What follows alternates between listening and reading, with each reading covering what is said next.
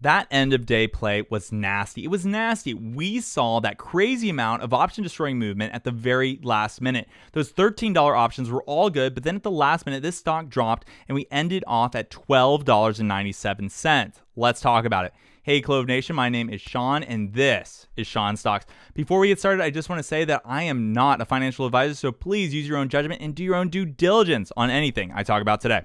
Today, we're going to again continue talking about the underdog, the lucky stock, the one and only CLOV, CLOV. This is my 20th video on CLOV. If you want to binge watch my top CLOV videos, including 10 reasons why I like this stock, dismissing FUD, and my due diligence video, there is a link in the description below to a playlist. If you appreciate my close following of CLOV and want to get this video out to more people and help spread the word about CLOV's momentum, please like this video, share with a friend or community, and subscribe. Keep in mind, the more likes and subscribes, the more the YouTube algorithm is likely to push this video out to more people and keep this CLOV momentum going. So, with that being said, let's get started. Friday was such a crazy day, everyone. The stock was all over the place. Let's check out and see what it did on Friday. Okay, so on the previous day, we're going to zoom out a little bit. So looking at it, at the previous day, this stock ended at $13.79. We did open up at $13.43, but then we saw a lot of pressure pushing us down to the intraday low of $12.77. We then experienced a George W. and an upward movement, which turned around the super trend and passed by the VWAP, okay? And that brought us to the intraday high of $13.78 at 12:40 p.m. At that point, the RSI was overextended and a pullback was going to happen. After that, it dipped a little bit and then came back. And then at about 3:02 p.m., we saw something big happen. We saw really huge candlesticks that finally pushed this stock down below the VWAP. And then power hour, right at 3:33 p.m., we saw a huge battle of the $13, okay? It went up a few cents above and below that $13 mark, which was critical as we had a good amount of $13 options that could be exercised. Then at 3:54 p.m., and I'm going to zoom in here real quick so we can take a better look at this. At 3:54 p.m., we saw a huge green candlestick that brought us to $13.15, then immediately followed by a red candle, bringing us down to $12.90 for that minute at the low. And then again, it was right back to that $13 mark. It was even up to that last minute, the last 60 seconds. We saw it go between $12.97 and $13. And unfortunately, it ended up at that $12.90 for the closing.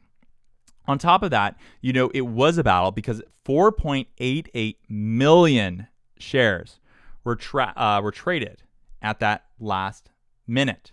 Again, it's just really nasty to look at. The fact that that battle is happening, then in the after hours, it stayed the same. It was $12.90 at the end of the day.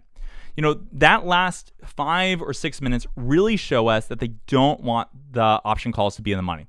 They don't want you to win. They want to just take us down a notch and take all our hope.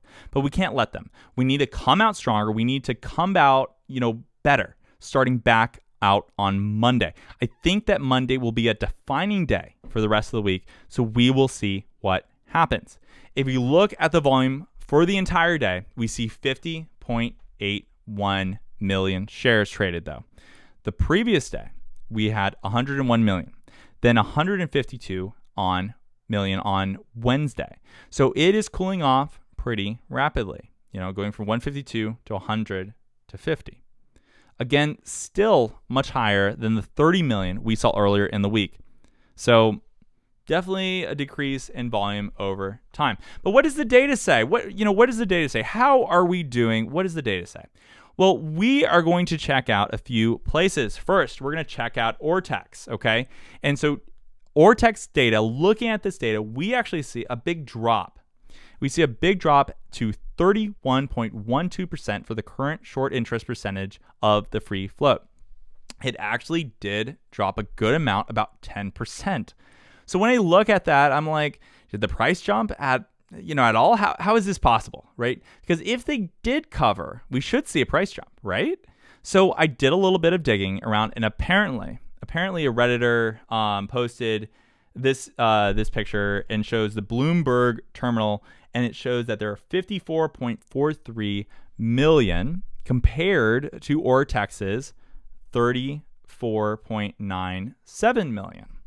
So something is going on. I'm not sure whether dark pools are involved with these mismatching numbers or what, but regardless, it is still a very high short interest. My understanding is that AMC moved up, a lot of dollars with a lot less than the 31% that we have now. So I'm not too worried about it, especially with all that market manipulation involved.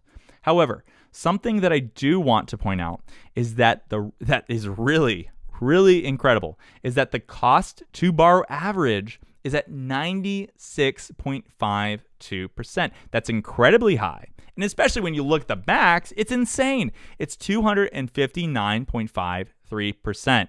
So again, pressure is building up. Next, we're going to check out, of course, iBorrowDesk.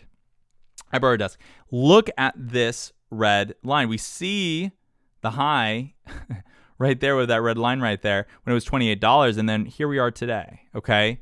And when we look at the numbers, we are sitting at a very high of 55.8% fee with only 65,000 shares available. Remember that on Thursday, we were at a wild 32.7% fee with 150,000 shares available. And on Wednesday, we were at 19.9% fee with 250,000 shares available. So we are seeing higher and higher fees with the lower and lower shares available, which is, again, just that continuous build of pressure. Next, we're going to go to the Webull app, and we're going to check out the order flow. Just like Thursday, we can see that there is not a lot of large scale orders. Today we had a good amount of outflow by about 0.05 million, which is about the same as Thursday, 0.07 million. So pretty much not a lot of change there, even with the stock price drop today, which is pretty surprising. Next, we're going to go to Ape Wisdom and to see the trending stocks on Reddit for the past 24 hours. I'm filming this on Sunday night, so as you can see, CLOV is number 3. Still up there, but of course, the legendary GME and AMC take reign over the weekend. I'm not really surprised. As always, I invite you to check out our very strong subreddit page right here. And as you can see, we have 32.4 thousand members strong and growing a good amount every day. I remember when we had less than 10,000 members. So this growth is amazing. There are great due diligence in there and just a great community overall. So make sure to check out the link in the description below to the subreddit to be part of this movement. Finally, I saved the best news for last, everyone. CLOV is number one on the Short Squeeze Explorer for Fintel.io. I've mentioned this website before and even talked about the founder's video where he spoke about CLOV's potential to squeeze. So I'm really excited that we have it as number 1 on that list at 97.99% score. That's awesome. I did get a question earlier asking, is right now a good time to get in? My answer to that is, again, let's check to see what the analysts say. When we look at Webull, for example, the analysts say that the price target is between $9 and $10. When we look at NASDAQ's website, we can see that the price target for NASDAQ is at $15. And when we look at MarketBeat, we can see that the price target for Bank of America is $10. So with all that information, with us currently sitting at $12.97, we're kind of in that middle point of all the analyst targets. But here's the thing, if this does squeeze, the risk from going to $13 to 12, 11, or 10, or 9 is pennies compared to potentially 5xing, 10xing, 15xing, or more on your money if a squeeze happens. So I always tell people, only invest with money that you can afford to partially lose or even lose, right? However, with the company's growth as shown with the recent expansion that I mentioned in the last video, and with the fact that they are not in debt, I don't think this company will go bankrupt. So at the end of the day, you need to make that decision on your own. It's your money. I try to give, my best. I try to put my best effort and give the research and the data so I can, help you out, right? But the decision is truly yours. So that's my answer to the question. There is risk, but if you are patient based on the growth and range that the analysts give, we should be fine in the long run, even if a squeeze doesn't happen. I especially know that if a squeeze happens, I'll take my profit. But guess what? When the stock cools down, if it does, as AMC and GME haven't really cooled down enough, for example, then I think that fundamentally this company is still a good long-term investment. And I believe in the company's growth potential based on the potential catalysts, for example, such as Medicare dropping to $60 with the current administration. If that happens, that's going to be a big deal for the stock. So great stuff to keep in mind. Also, I just wanted to give a quote from Warren Buffett real quick.